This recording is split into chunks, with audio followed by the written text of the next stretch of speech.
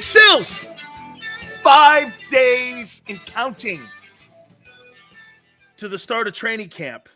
The Jets have been in camp for 2 days already. National Football League is here, and it is off and running, and the storylines are fabulous. You know, the National Football League owns the sports page today. Hey, I will say this about baseball. I've been pretty impressed with baseball games this year. They're quick. They're about 2.5 hours. I like them. I see why the ratings have gone up. Less is more. Okay? I dig it. Baseball made a turn. It was good. But Shohei Ohtani will probably be frontline news even into the fall and into the winter. I can't wait to see where he ends up, if he stays in California, if he comes east, I don't know. But there's no question about it, the National Football League is front and center when it comes to their storylines. I want to start this off first by talking to the Philadelphia sports fans. And I want to start it off with C.J. Gardner-Johnson. You know, I got to tell you, he's not pissed off at you. And he's not really talking shit to you. And I'll tell you what he said in case some of you don't know. He's really talking through the fans to the organization. He wants to say he doesn't like the way the organization handled his negotiations. So what's the low-hanging fruit? Attack the fans. I guess he was playing some video game and they were going back and forth and he answered a question. And he goes, what was the least thing you liked about Philadelphia? And he said, the fans. Obviously, he meant management.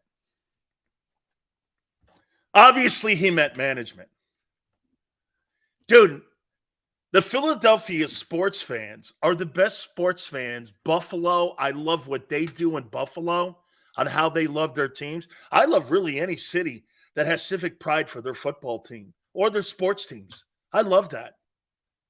So you take a shit on somebody for expecting you to do what? By the way, and somebody help me out here. I thought that the Eagle fans loved the guy when he was playing. I think all this thing turned when he found out that the market for the safety position, like the kid Bates found out with Atlanta, that there wasn't one. There was not going to be a high-end safety market for salary. And he was pissed off, and he thought his value was more. You know, he should be lucky because look at the money he got. He was making $837,000 the previous year off that New Orleans contract. And he ended up making $6 million with a chance to make $8 million. I personally, during the year, do you remember anybody talking shit on Gardner-Johnson? Now, again, they didn't like the way it was handled because he thought he had a bigger market. Hey, man, I don't begrudge the player. So he turns around and he takes a shit on the Eagles through the fans. Okay? See, the fans are going to roll that off, though. But you know the one thing that you have to always understand with places like Buffalo, Philadelphia, Pittsburgh, Niners too, you know what you always got to understand? The organizations hear their fan base. The Eagles listen to their fans. They totally listen to you guys. Why would Howie make a comment back? Hey, Howie, we forgive you. No, I forgive you. He hears it. One of the reasons he takes victory laps. That organization listens. You know, it's funny. Merrill Reese was on with us yesterday, and Merrill Reese goes like this. I don't work for the Eagles. I work for Odyssey. No, you don't. Hey, Merrill, I love you. But do you actually think that the Philadelphia Eagles would have a Pied Piper out there talking about the organization if you were constantly criticizing it? And by the way, for the record, he is fabulous and does a marvelous job, and he has been critical. Okay, but he's built up decades of equity. And he's like the perfect voice. He's like the voice of God for the Eagles. So he's built that equity up to kind of take a little chips, but he never goes too deep in. You know what I mean? And by the way, that's by design. But don't kid yourself. Organizations today handpick the broadcasters, especially at that company, Odyssey. If Odyssey has your broadcasting rights on your radio station, they almost completely have total control on who the talent is that calls those games. Station doesn't pick them. They suggest them. They hear everything. They control it. Would we not agree? Okay? Would we not agree? The Eagles do a great job of controlling the narrative in Philadelphia. And which means they control the media. They pretty much control it. This is not a rip. So when a guy like Gardner Johnson takes a shot at the Eagle fan base, the Eagles look at that and go, great. Great. Because the Eagle fan base is going to get that guy. Hey, by the way, here's the one thing that you look at, too, with Gardner Johnson. So why would you burn a bridge? Bobby Wagner went back to Seattle. Okay? Don't burn bridges like that. Gardner Johnson needs to put his ego away. Here's a guy that hates being where he is and he got more money. Trust me, I get it. Sometimes you sign those new contracts, you get to the place and you're like, man, this ain't the NovaCare Center. That's what he's going through right now. Hey, by the way, I think Detroit's a good team. I think they've added some really nice pieces. Okay? Yeah, right. Fly. He's like a bitter old lady now going, hey, man, you know, my dude, you got $8 million. You got a chance to make $8 million. Go ahead, you know? I'm like, I saw that and I was like, why are you taking shots at the Eagle fans? The people in Philly are the shittiest thing that you experienced when you were playing your ball there? Come on, man. Nobody in their wildest imagination believes that. Except you, maybe. And I don't even think you believe that. All right. We're going to look at the Cardinals. I want to have a Jalen Hurts conversation a little bit here in a minute. But I will start it off with this. What do you think the front office and the Eagles are looking at as they're going into training camp and they're going into the exhibition season? Do you think they're looking more at who are they have higher expectations for? Jordan Davis or Jalen Carter? Who do you think the organization has more expectations on? And I'm going somewhere with this, and I'm Howie Roseman, the front office, the coaching staff. Who are they expecting more from in 2023? Keon says Carter. Carter was drafted higher and projected higher. DC says Jordan Davis. Davis, second year, he needs to step up, says Steve. Davis, because he's not a rookie. I like where everyone is thinking. Quan's got Davis. Okay? Because here's where I'm going with this. If you're expecting more from Jalen Carter than from Jordan Davis this year, the Eagles made a mistake on Jordan Davis. Carter has the luxury of being a rookie. Davis has a year in and has to show value as soon as possible.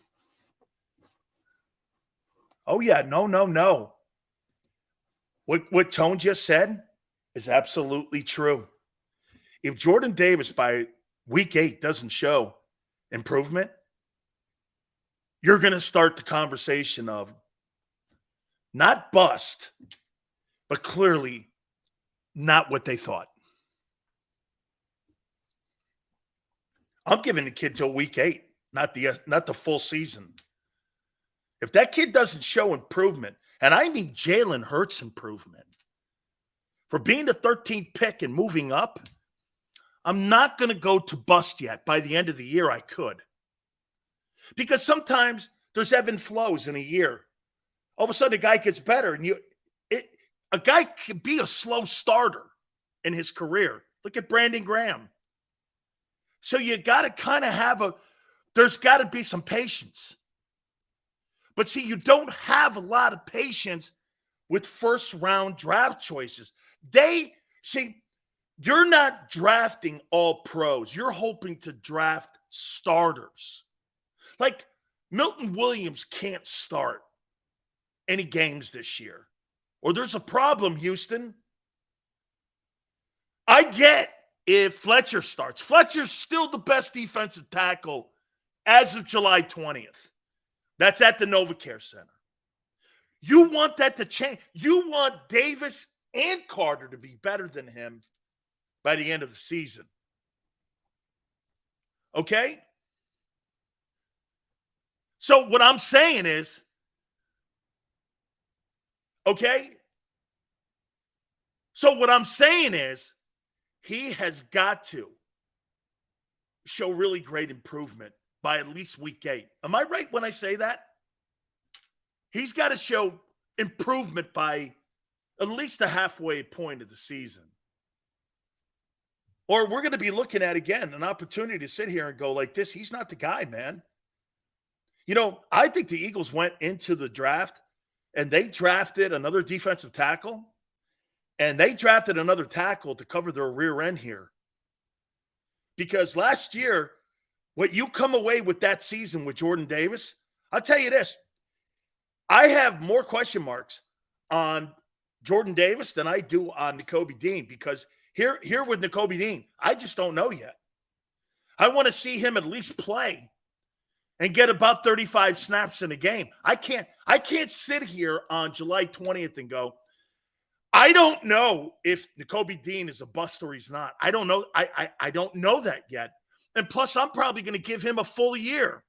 And now I would say this to you also on Dean. This is why some of this stuff doesn't make sense. Okay? This is why some of this doesn't make sense. And I want Tone and everyone and all of you guys to think this out here, okay? Nakobe looked good when he played last year. When was that? He played like 15 plays. Dude, he couldn't make the starting roster. He couldn't beat out Kaiser White. He couldn't beat TJ Edwards out. And I'm going to go here with Edwards. Here's where I think Howie Roseman made a mistake. Okay? And tell me if you agree or disagree with this. Here is the one mistake that I believe that Howie made a mistake on. So you got 2 new defensive tackles in theory. You got brand new safeties in theory. You got a brand new outside linebacker. You got a brand new defensive coordinator. Why in the world wouldn't you bring back your quarterback on defense to at least have a guy on the field who knows what he's doing and has played in TJ Edwards? Why wouldn't you have fought to bring him back? I think he's going to be the biggest loss on that defense, more so than Hargrave, more so than Gardner Johnson. I think he's going to be the biggest loss. Here's why. Communication issues. You know, I heard the Sports Take guys talking about Edmonds, the kid from Pittsburgh. I'll tell you exactly why Mike Tomlin quit on him. And not so much quit on him. He got lost in coverage. Okay? His communication skills in the game are not very good. And he bites on false reads. He has false steps. He's a good player, but he gets lost in coverage. Totally. If you look and how people look at him, he gets lost in coverage. That's why he's no longer in Pittsburgh. And when you get lost in coverage, you can't coach that. That's an innate ability to be able to know where you are with field presence. Okay? Tone goes like this. I thought it was a mistake, too, letting him go. All the losses bothered me. Now, and get this. I get letting Hargrave go because I don't want to pay $20 million for a defensive tackle, too. I completely get that. Completely understand that. Okay? But what I'm saying, no, the Steelers did not quit on Hargrave. They didn't want to pay Hargrave the money that the Eagles paid him because they were paying Hayward all the big money. That's not true. I know Carl Dunbar, and he's a former teammate of mine, and he's the D-line coach in Pittsburgh, okay? That's not true at all. Okay? Edwards' loss bothered me the most of all the free agent losses, and that includes, okay, that's right. See, I think people think that Nakobe Dean is going to be able to replace him. Okay, let's just say athletically he can replace him. He's not going to replace him in experience or knowledge of the game or knowledge of the defense or knowledge of what's being asked. I think they're going to struggle with communication on this team because you have defensive tackle that are brand new. You have safeties that are new. You got a new outside linebacker, and you just have a couple guys out there that are formidable, like Hassan Reddick, but you're going to have communication problems. It's common sense. You think because you sit there on a chalkboard, you don't practice enough. You're not going to put a lot of these guys in situations in the exhibition season because they don't believe in that. Where are you getting your experience in communication? Walkthroughs? That's not going to cut it. I think that defense is going to struggle. And I think that defense is going to struggle against New England. You guys can have – wait a minute. I'm not saying you're not a talented team. But you've seen talented players on a roster before not pan out. Your legendary all-star team. Last year, what was the difference? Okay, what's the difference between last year's team and this year's team? Game experience. Guys who know what they're doing. You don't have anybody in the middle of your football team right now that knows what they're doing. Except Fletcher and who? Your two tackles. Fletcher does. Your inside linebacker has no clue. Hey, dude, going and studying for the bar exam or studying to be a heart doctor or a heart surgeon, you still got to go do the surgery. Well, I'm a doctor. Am I your first patient? How's that usually work out? Jesus. I don't know, man. Do I want my heart opened with a guy who's never opened up a heart before? Well, I qualified from Harvard. Yeah, I know, but, I don't know.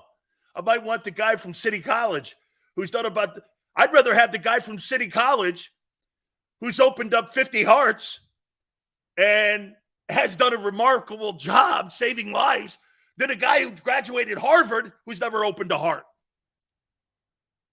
Okay? Eagle goes, I guarantee Morrow will be as good as Edwards. That's an absolute. Yeah, that's why the Bears signed Edwards and cut Morrow. Yeah, okay, Eagle. and gave him $7 million. Yeah, that's probably why.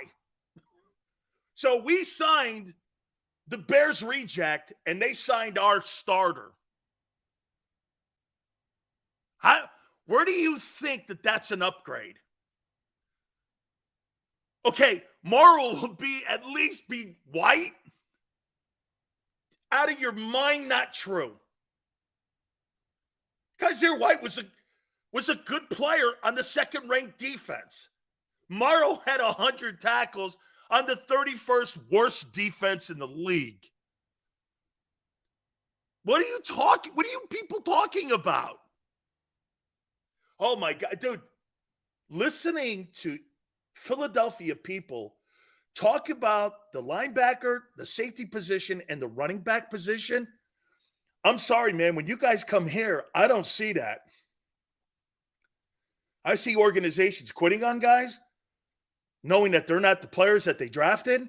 And every one of those guys were failures. Morrow's not a bad player, but he may not make the team. Doesn't it tell you something that the Eagles gave him no money?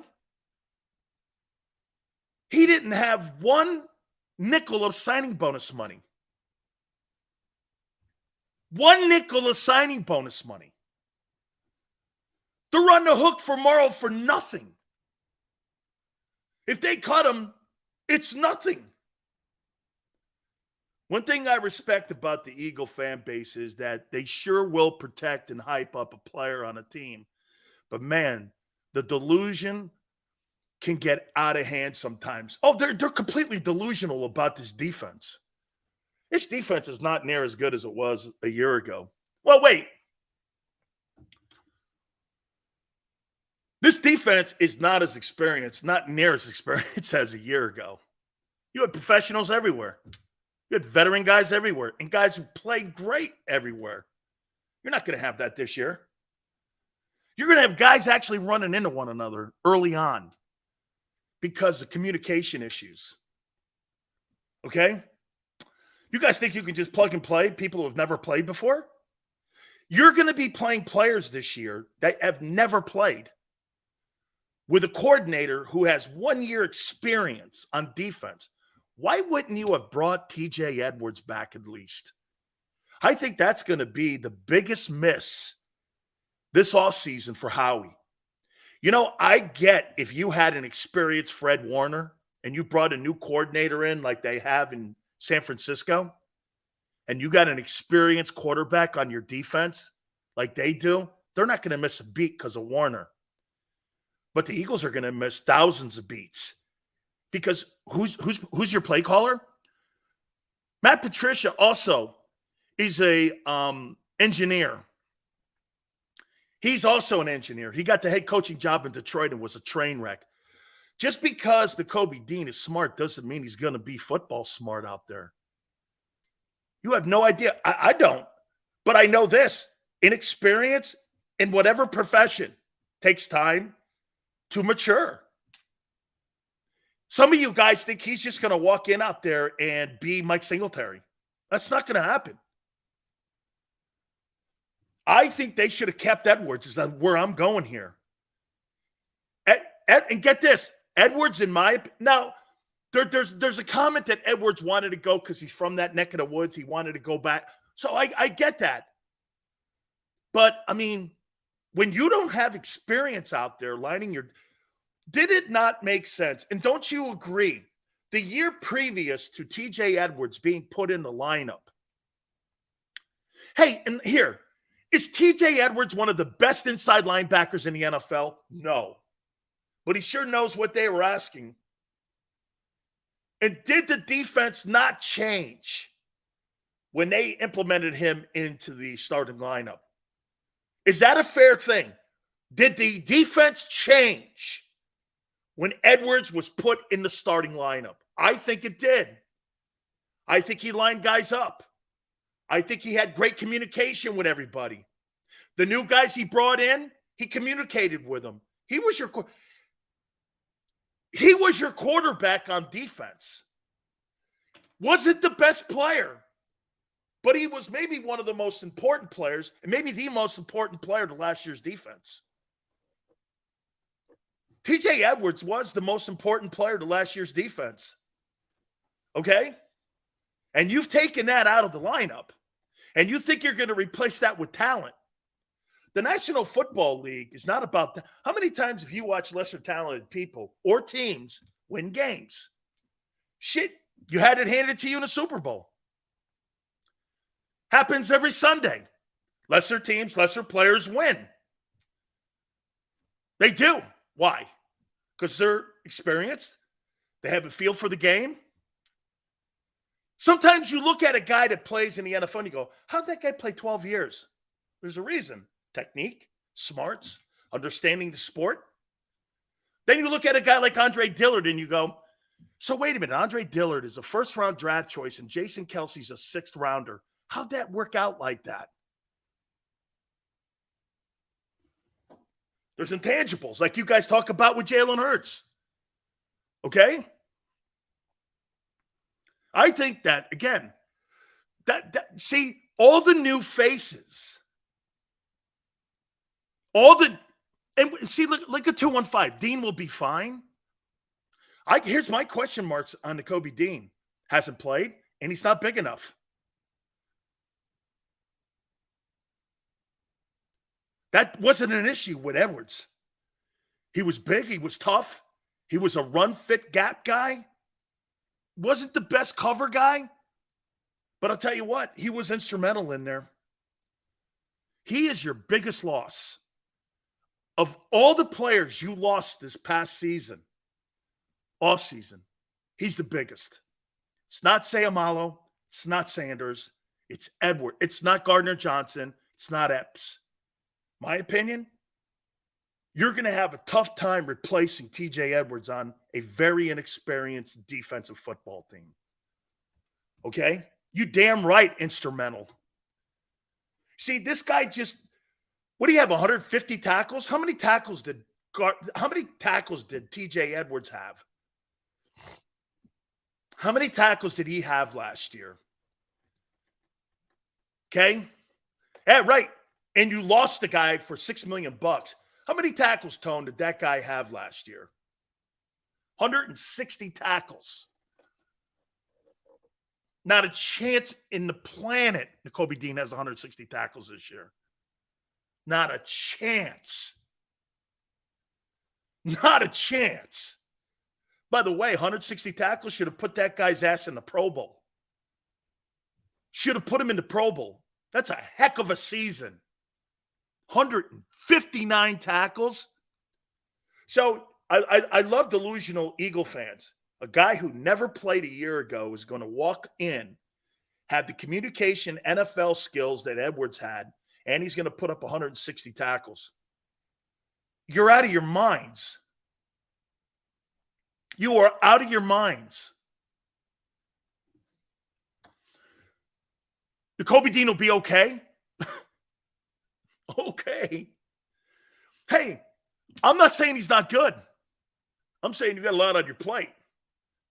You have more expectation. Hey, by the way, of all the players on the team, he may have the most pressure because he's the guy with the green dot, right? Dean's going to have the green dot, right? Better know what you're doing, son, all the time. And so when he's slow, here, this is what happens with young players. You're a step slow until you get a feel for the game. He doesn't have enough game reps. Where'd he get the game reps? He hasn't. Nakobe Dean is not bigger than Sam Mills. Sam Mills was a 500-pound bench presser. He was first in Cleveland. Okay? He was a 500-pound bench presser. Okay? He's taller. Nakobe Dean looks like a shrimp out there. Dude, Reed Blankenship looks bigger. Hey, what I'm telling you is TJ Edwards will be felt. He will be felt. 160 tackles, your quarterback on defense. It's funny. You think you guys could go and play with Marcus Mariota all year long and you think everything would just be cool if Jalen Hurts wasn't setting the offense? So you under your mentality, you think that Marcus Mariota could just walk in and play for Jalen on the offensive side and you guys wouldn't miss a beat. Is that right? That's your mentality. The guy who had a Pro Bowl type season a year ago. You think you could just take off the field and put a guy who's never played? And you're going to have that same communication skills. Set in the front, 43, 34, bear front. Snap! Oh, you're late.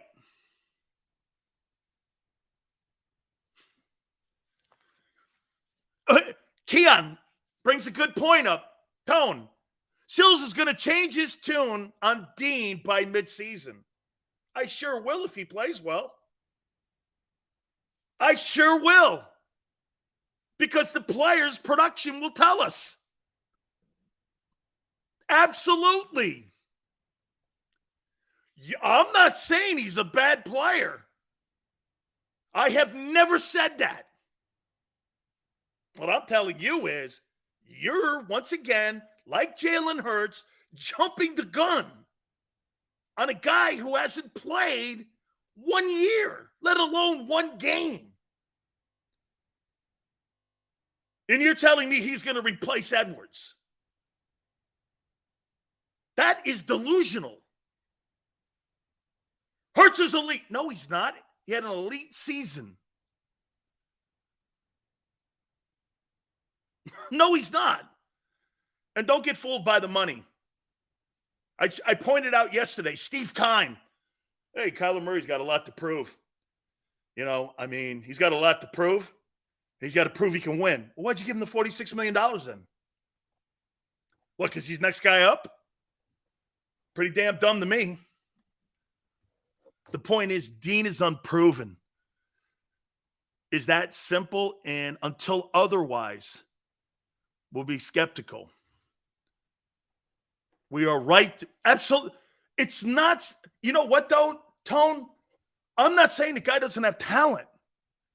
You're drafted in the third round in the National Football League. You have talent. People identified you as a talented player. It's not about talent in the NFL, though. Everyone's good.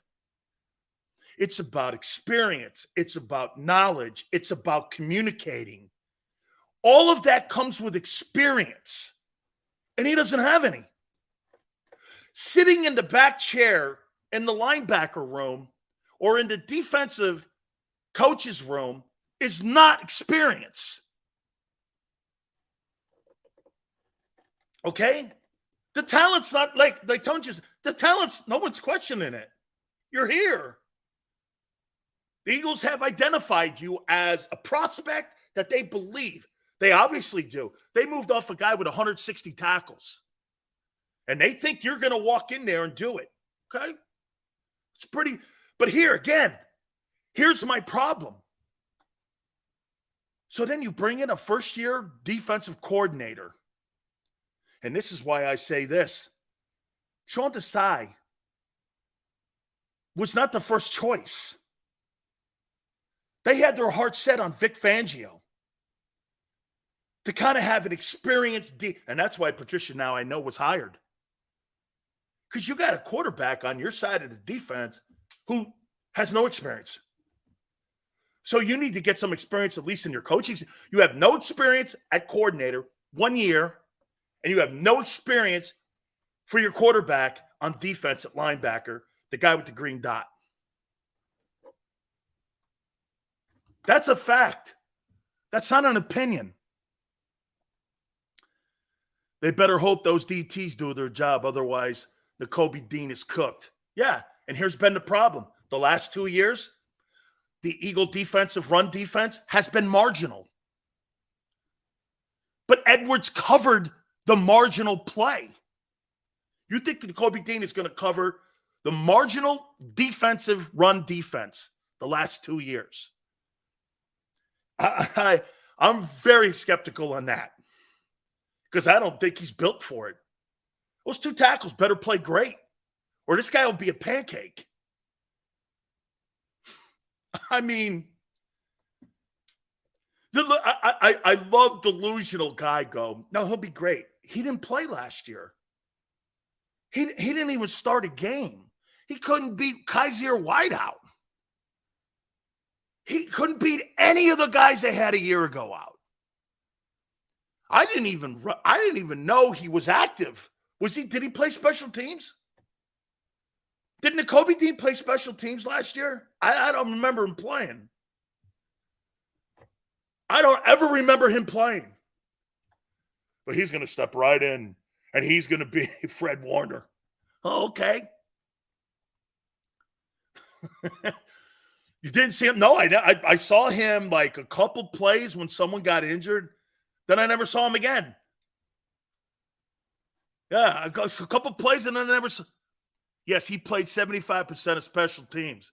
Well, he must have been a real force in them kickoff coverage teams and those punt coverage teams. Whoa. Hey, don't tell me he played 75% on kickoff coverage and punt coverage and punt return. Please don't tell me that, because those teams blew. Please don't tell me that. He played 75% of the plays on special teams. Worst unit in the league. I'm not gonna go deep into that one. I'm gonna just, I don't know. Hey, I want you. I'll give you the benefit of the doubt that, hey, man, wasn't him. Okay. Dean is going to be way better than Edwards. Well, you got the bar of 160 tackles playing every week, putting a Pro Bowl season in. Okay. I'm like, hey, Keon, he'll be better? How about this, Keon? I'll make a prediction. If those defensive tackles don't have your run defense in the top 10, Jacoby Dean won't finish the year.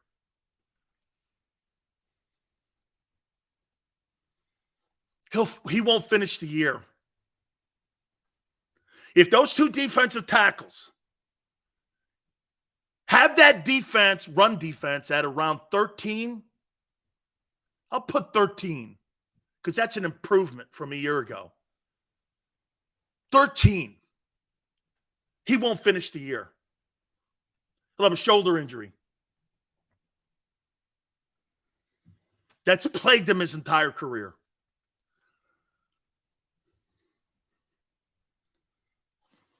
Got to have some horses in front of you, dog. Got to play that run. Got to fill that gap. Got to set that defense. Got to know when third down's there. Got to know when the quarterback's audibling. All that. Going to put his head on a swivel. Hike! Shit. That's what you'll hear. Holy shit, man. They're moving the strength. They're moving the strength. Holy cow, they just went to a red set, brown set. They just went to the strong side.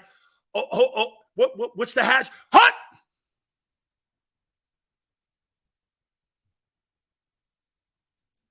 Wide gap in the middle. Wide gap in the middle. Cheat a little bit. Slide the defense.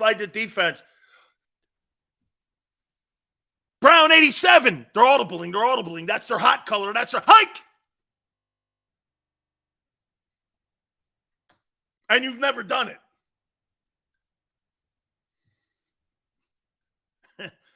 Hey, man, you get into an NFL football game and you get your playbook and you get a coach going, this is what we're running against the Falcons.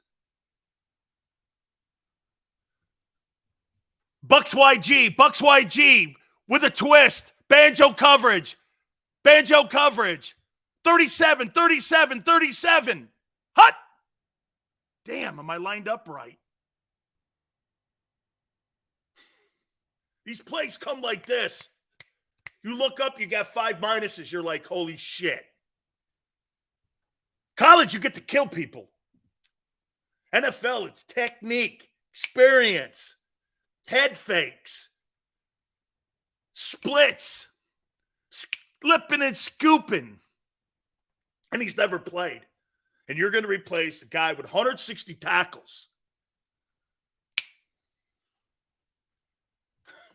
The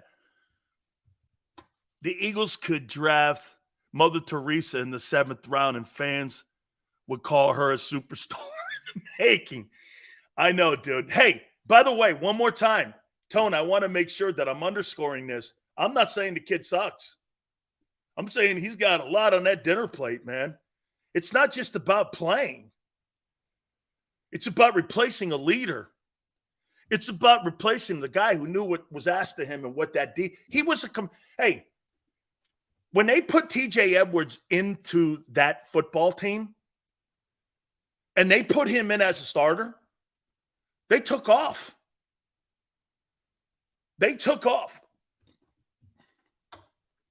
I think it was the first year I got here. He wasn't playing a lot. what was it, like 3 years ago? All of a sudden, they put him in. Was it the 2-5? All of a sudden, they put him in. The defense just got better. Their run defense improved. Then they had, because Hargrave's not a very good run defender, they had to go get those other two big guys. The way the chat is talking just goes to show you that they don't truly understand TJ Edwards' value. They think he can easily be replaced. Yeah, because you've had great linebackers in the last 10 years. Yeah, that's because you can't draft them. Edwards would be the first linebacker that you drafted that was worth a shit in the last 15 years. You usually have to go out in the open market and find a guy. And let's not forget, TJ Edwards was an undrafted free agent. You didn't draft him. You found him. Wasn't like you drafted a guy. You found this guy. The same way Belichick found Brady in the 6th round. You got lucky. Okay? Yeah, well, everyone, Belichick, he landed on Brady and look what he did. Yeah, okay. He passed on him 5 times too. Okay? He passed on him. Right. I don't think they're replacing TJ Edwards with Nakobe Dean. I believe he's replacing Hargrave with TJ Edwards, cleaning up his mess with Davis and Dean working together. We'll see. I didn't see shit from Jordan Davis a year ago. Spotty. He didn't impress me. His size impresses you. His athleticism impresses you. His play doesn't. I'm not impressed with him yet. He's a dude. Hey, talent? I guess. Did he ever live up to it at Georgia? No. His first year, unimpressive. Dean didn't see the field. Again, it's not that there's not talent here. No one's saying that. But when you have a first-year D coordinator in your building, and now you have a first-year quarterback, that's my concern. Okay? That's my concern.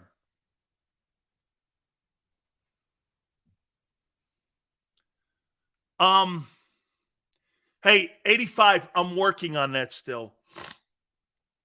I'm still working on it. I didn't get through it. Oh, by the way, my AC went out last night. Sorry, 85. Okay? Hey, my AC went out last night, so I was preoccupied. Give me a break, dude. My air conditioning went out. Tanner says Jordan Davis was pretty good run stuffer. Was he? So you think a guy's a pretty good run stuffer if he has one good game against a shitty offensive lineman, and you call that a good run stopper? I call that spotty. A good run stopper is Linville Joseph and Ndamukong Suh making an impact on your defense the entire year. That's a good run stopper. Not a guy who's spotty. 1 week, and by the way, I thought he got his shit pushed in against the Chiefs. Guy played 10 snaps and they sat him. He didn't look very good in that Super Bowl. He got knocked off the ball, actually. And you want to blame the injury? Sure. Okay. You want to blame the injury? Not a problem. There'll be no excuses this year. I'm not impressed with him. And I'm not going to sit here and look at this and say, well, you know what? I'm expecting him to be a great player. Hey, that's good to have positive optimism about somebody because you drafted him high. Okay? But the only thing that I do is I look at who you are right now. And again, the only reason that I'm giving Jalen Carter projection is because the only thing I can go on is why he was drafted. But once we start seeing him play, he'll be who he is too. And like Keon says, Dan will change his tune midway through the season on Dean. Okay, that means he's playing well. It's not an opinion, what I'm saying here. You're taking what I'm saying here as an opinion on Dean. That's not an opinion. He didn't see the field last year. He never started it down. He had some spot plays. He's taken over for a guy with 160 tackles. This is all fact. He's got a history of injuries in the shoulder. Why? Because he's not a really big dude. He's smart. You're going to need it. With no experience.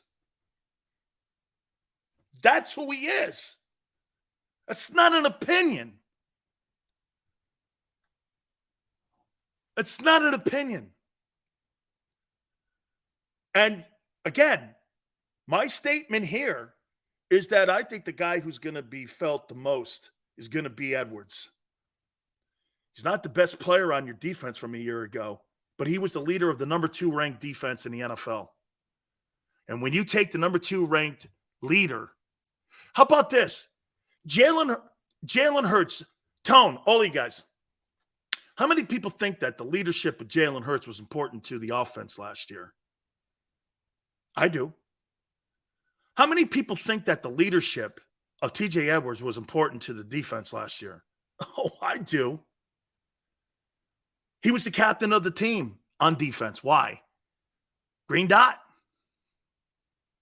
You can talk to me all about Randy Graham and Slay and all the rest of these guys. The guy who called the plays on defense was Edwards. Not any of those other dudes. Fletcher Cox didn't have it. Was your linebacker. And bold. Edwards had an elite year on the second-ranked defense. 160 tackles is an elite season. The top tackler on your team. Impact tackles are when you're ranked number 2. Say all you want. N'Kobe will just step right in. Oh, really? Okay, doctor. You want to take over for the heart surgery? Who's cutting me open? Well, I stayed at a Holiday Express last night. That's when I see N'Kobe Dean, that's what I think of. Hey, N'Kobe, are you ready to play? Well, yeah. Why? Well, because I stayed at a Holiday Express last night. Oh, okay. Hey, I'm comfortable now. Yeah. Oh, man. Green dot doesn't mean a lot. If you're the starting Mike, he's the guy that sets the front, you dumbass. He's the guy that sets the coverage. He's the guy that slides the defense when strength changes if the quarterback audibles. Don't you know how a Mike linebacker works? He's the guy who's the most communicative guy on the field. He is the echoer. When the defensive tackle says wide splits, 3 technique, 1 technique, he'll look at the linebackers and go to inside run, echoes it back to the safeties, who echoes it to the corners. That's what you're missing this year. Are you crazy? Some of you have no idea what a response. This is not about talent. This is responsibility and experience. Okay? The conversation starts this way. The Mike linebacker waits for the quarterback to get the offensive line down. Set! They can't move. That's when you slide your fronts. That's why Vilma was so brilliant at it with Manning. He would wait because Manning would get down to the 5. Remember, the quarterback's got to get the playoff. Why would I show my hand? You know what Dean's going to do early on? He's going to set the front too early against experienced quarterbacks, and they're going to eat your freaking lunch. Don't set that shit too soon. You can't do that against Patrick Mahomes. So here. Inexperienced linebackers do this. You put the formation out in front. Mahomes will see that. Set it. Go. Phil told me playing against Manning and Brady was a chess game. You had to make sure you forced their hand because they're under the clock. Steve goes still seeing Barbie over Oppenheimer this weekend. I don't go to movie theaters. I don't like people sitting next to me. I don't like people sitting next to me I don't know. You'll never see Big Sills on a cruise. I don't sit down with a guy from Bob from Wisconsin. Hey, man, can you pass the salt? Dude, stop talking to me. That's not how I work. You'll never see Big Sills on a cruise. I don't sit at like tables like that. It's not going to work for me. Yeah. Woo, man. How you doing? Remember what I said here on July 20th? The guy you'll wish you had re-signed for $6 million would have been Edwards. You're going to feel that loss. I'll tell you this too. If Edwards had stayed behind, he would have helped Jalen Carter and Jordan Davis become better ball players. Now you got a guy, just because he went to Georgia, what does that mean to anybody in Philadelphia? Well, they played in college together. It means dick. That means nothing. Just because you played together at Georgia has no bearing when you're lining up against the Cowboys. Nothing. Means nothing. The only thing that matters is that you guys know where to go to eat. That's it. Means nothing. Well, they played at Georgia. Well, they're probably pretty popular in Athens then. Hey, they're probably pretty popular in Athens. Oh, man. Okay. Yeah, okay, Ronald. So, Ronald, you actually think, hang on, let me get this right, Ronald. Whatever you do, don't ever compare Nakobe Dean to Jonathan Vilma. Jonathan Vilma's a borderline Hall of Fame guy.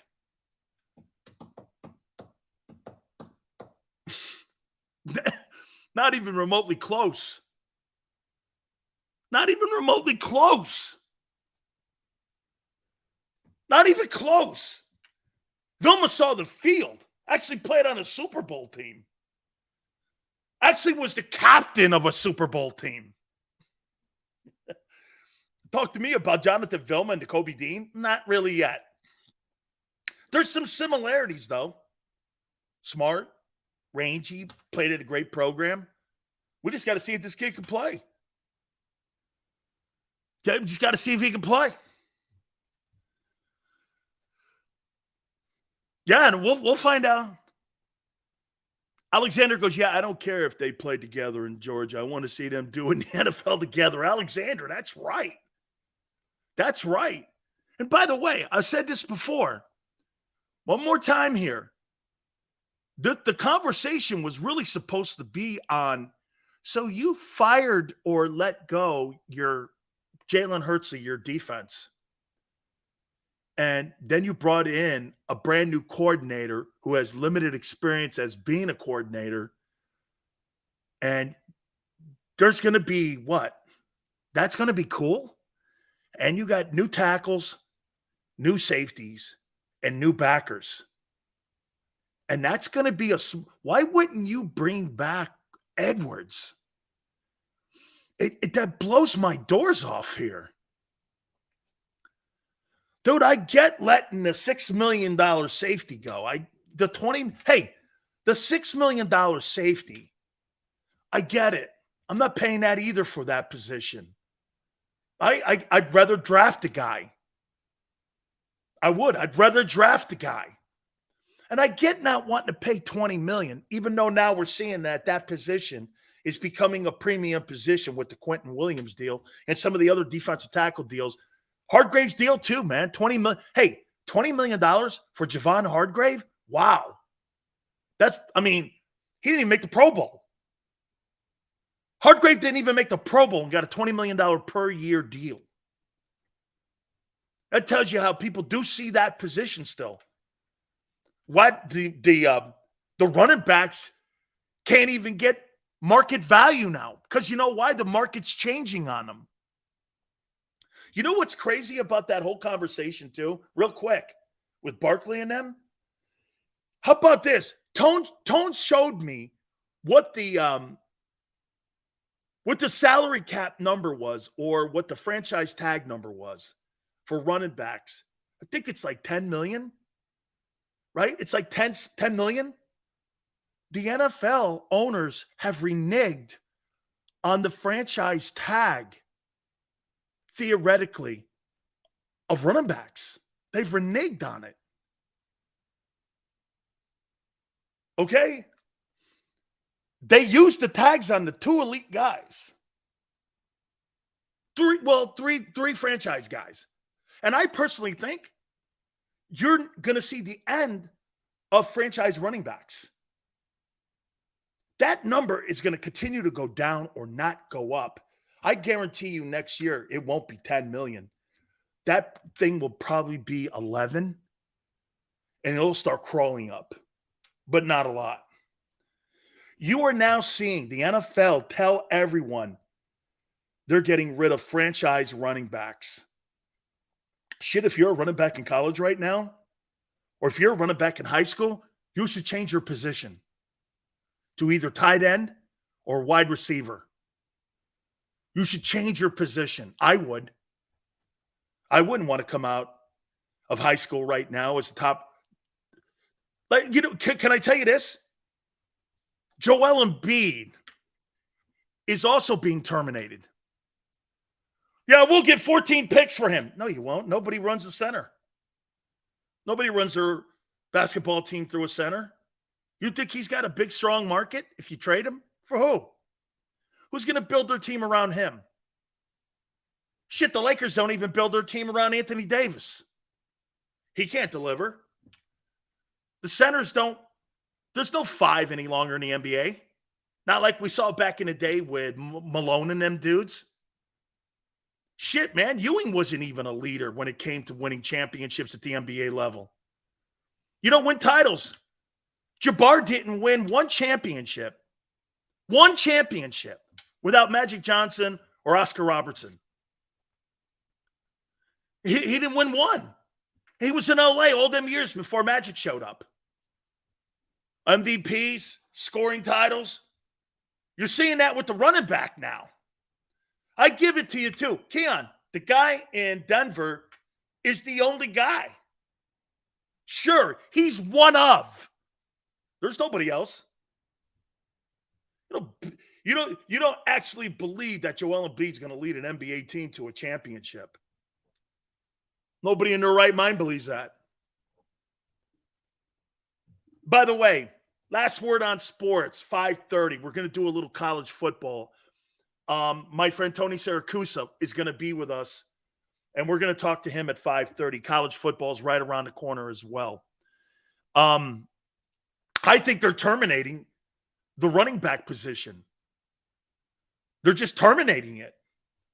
You're not going to see franchise running backs any longer. Look, circle back here with Edwards here, and I want to finish this conversation up with this. You're going to feel that impact at least in the first 8 games. You're going to see a lot of guys running into people in the secondary. I hope that guy, Sean Desai, makes it as simple as he possibly can, because at the end of the day, let me say this to you here. You got a starting middle linebacker who's never played and who's never called defenses in his entire life at the NFL level. That's a whole different world now. And what happens when you're thinking and not reacting? You're slow. You're slow. You're slow on your steps. All right. We're going to look at one of the Eagle opponents. I think it's week 17, Cardinals. Also a Jalen Hurts topic. We got that for you. Please hit the like button. Hour number 2. Keep it here.